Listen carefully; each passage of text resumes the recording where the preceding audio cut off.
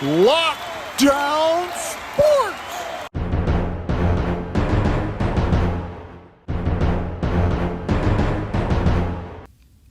You know what?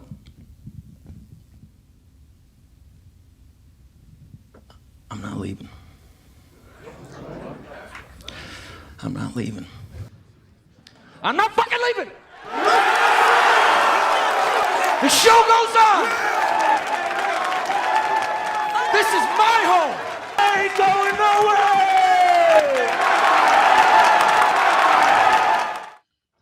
nowhere! Well, happy St. Patrick's Day to you, Rod Long. The luck of the Irish apparently wasn't with the Chicago Bears, who whiffed and put a rest to all the ridiculous trade rumors about Russell Wilson.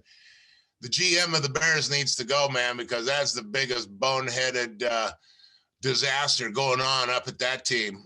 They've got Mitchell Trubisky, who they let go as a free agent. Do you know that GM drafted Trubisky ahead of Patrick Mahomes and Lamar Jackson? You're smoking And he crack. had a winning record. It's not like Trubisky was terrible, but they decided to go all in. 3 first-round draft picks, a third-rounder, and 2 players of your choice, and it still wasn't good. Come on, man. Russ is here to stay. on, man. How are you, brother? Yeah, I'm really, really good, Jeff Young. I'm not convinced that the drama around Russell is over.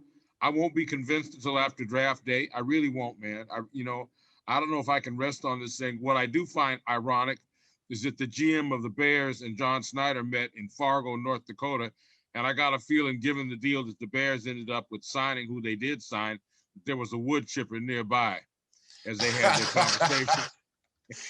Well, you know what? Their new quarterback better stay away from the word chipper, because from one minute, they're the odds-on favorite to land Russell Wilson, and the next, they just signed Andy Duty Dalton. Howdy doody, don't like no wood chippers. No, you didn't. No, you did not. No, you did. All right, let me show him a little bit. Let me show him a little bit more respect. He's known as the Red Rifle. Here he is. Oh no. Yeah. Good luck to Andy Dalton, but I have a feeling up there on the cold tundra of Chicago, he's going to get beat like a redheaded stepchild.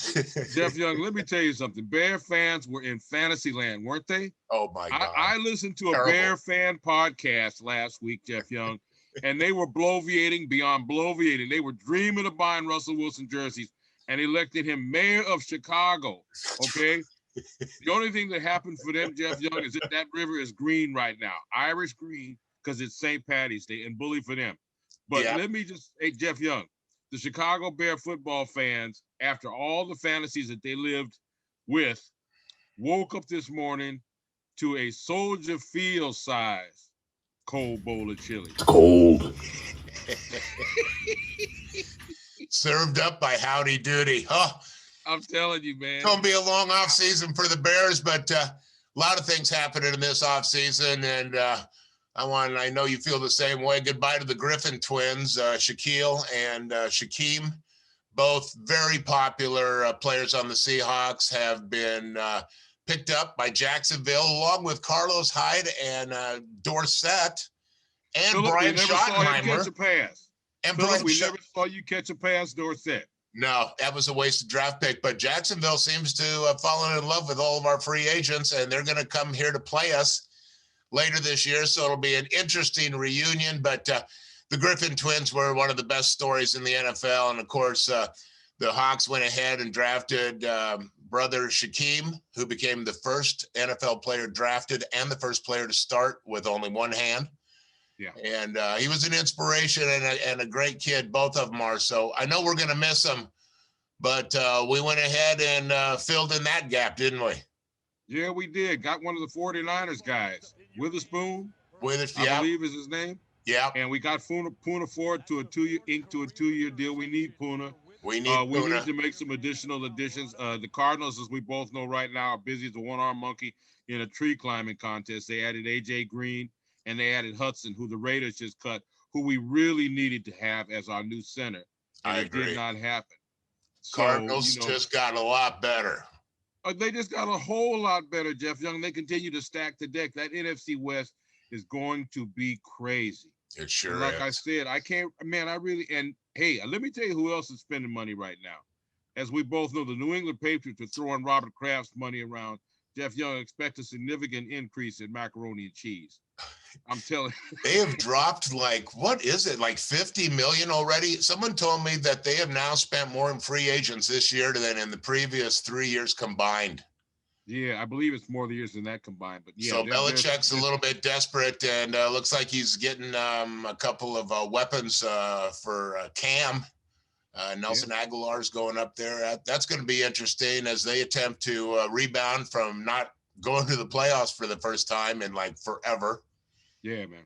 So let's hopefully, we'll get a couple good, exciting free agent signings coming up. But the big news is March Madness starts later this week. And our Gonzaga Bulldogs are the #1 overall seed. And I'll be honest with you, I'm picking them to win it all. What do you think? You going with Gonzaga? I'm going with Gonzaga all the way. I'd like to go with Gonzaga, Jeff Young. I think there's going to be a whole lot of pressure on those boys. And I just think somebody's going to come out of the pack. I really do. Oh, there's going to be some challenges, no doubt. There's going to be some real challenges, man. But top to bottom, man, this Gonzaga team is so balanced, lethal. They play together as one, and I give the nod. We've got the coach who can get us all the way to the Final Four. Yeah, no question, man. Mark Few. They've been there many times, Jeff Young. So we'll see what happens, man. It is such a solid program. I was listening to Mark Few earlier talking about how blessed he was. I mean, this is 23 years straight he's gone to the tournament, and he talked about the fact that he's had the same athletic director for all those 23 years and most of his staff for all that time. So it's a squad that it knows what they want, knows how to get there. And I'm looking for him to make history as only the second undefeated team to go all the way through the tournament without suffering a loss. So it's going to be exciting. Nice. It would be nice, wouldn't it? So the brackets are being filled out today. The action starts tomorrow. I'm going to dial up my predictions for the 12-5 upset. And as much as it breaks my heart, my hometown, Colorado Buffaloes, seeded #5, are going to fall to the #12 seeded Georgetown Hoyas. What the hell? Led by Patrick Ewing, who just swept through the Big Eight, not the Big Eight, the Big East tournament. Mm-hmm. And I have a feeling the Buffs' run is going to end one and done. Y'all smoking crack. Playing with a whole lot of confidence right now, Jeff Young. Boy, they sure are. Hey, a lot of confidence, man. So it's going to be exciting. Oh, it's been 2 years. We didn't have it last year, and I can't wait. It's the most exciting sporting event of the year, and it's going to be great. I've already told my wife to prepare for the fact that I will not be responding to anything she says from Thursday to Monday for the next 3 weeks. That's terrible. Hey, dropping in on a little somber note here, man. Long time special teams coach, 16 seasons, Rusty Tillman. Just passed away. I believe it was this morning at the age of, I think, 75. He was a great coach for us, Rod Long. 16 seasons with our Seahawks. Yeah. He made our special teams very special. Very special. And, he was such a good and consistent coach that he lasted through 3 coaching regimes. Chuck Knox, Tom Flores, and who am I missing in there? Is Erickson somewhere in the mix? No, before then. Early. Oh, well. That's what happens when the mind goes. In the mid-'60s. Anyway, also, just a sad moment of reflection by one of the greatest boxers I grew up watching. Marvelous Marvin Hagler passed away a few days ago at the young age of 66. So tragic. I loved him, Rod Long. He was a great fighter. And, he didn't end up like a lot of the other fighters. He walked away at the top of his game and moved to Italy and became a movie star. Yeah, he was a big action star in Italy, man. They loved him over there. They loved him.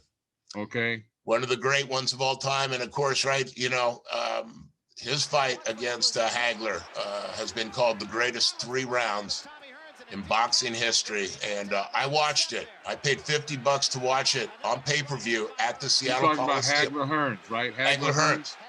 Back before pay-per-view and internet streaming, we bought tickets and went into the old Seattle Coliseum and watched it on a big screen with thousands of others. thousands of people in there watching it, man. And anybody who saw that fight will never forget it. I still can to this day remember it was so intense. Hagler trying with everything he could. He won the first round and he battered Hagler with everything he had, but he had no more. And Marvin kept coming and put him to sleep in the third round. It was awesome. Yeah, man. It was a crazy. The first 2 rounds, Jeff Young, 6 minutes of unbelievable fist of fury. Total. It was remarkable. So we'll miss him, man. He was a great champion. And so to wrap up this St. Patty's Day lockdown sports, we got our traveling call of the week. And good Lord, Rod, it's not just bad beats. This is a bad hop. You know why traveling's so bad in the NBA? Not even the players know what it is. It's perfect. Julius Randle, 5 seconds left for the Knicks, goes up to maybe take the 3-point shot to win it all. What the hell you thinking, man?